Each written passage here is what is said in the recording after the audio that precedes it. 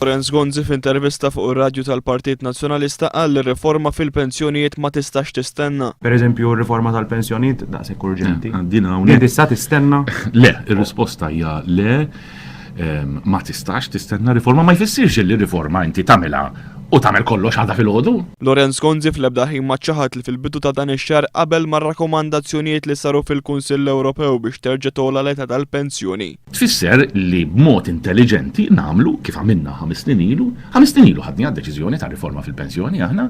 Ir-riforma fil-pensjonijiet kienet ukoll fuq l-aġenda tal-kap tal-Oppożizzjoni Joseph Muscat li f'intervent telefoniku fuq One Radio qal li għall-Partit Laburista mhux aċċettabbli li l-Gvern ftehim minn wara dar kulħadd mal-Unjoni Ewropea li se jerġa' jolli l-età tal-pensjoni. Dal-Gvern effettivament allura billi irid jerġa' jolli l-età tal-pensjoni qed jieħu miżura li hija irresponsabbli kontra l-familji. U ma jiġix il-Prim Ministru jgħid jekk ma nagħmlux hekk infallu. Jien infakru l-Prim Ministru li l-Gvern tiegħu ilu fil-poter 23 sena. Il-Partit Laburista għal Joseph Muscat mhux biss qed jikkritika din id-deċiżjoni, imma qed joffri wkoll soluzzjonijiet fost l-oħrajn bit tkabbir ekonomiku, riforma serja u fuq kollox parteċipazzjoni akbar tan-nisa fid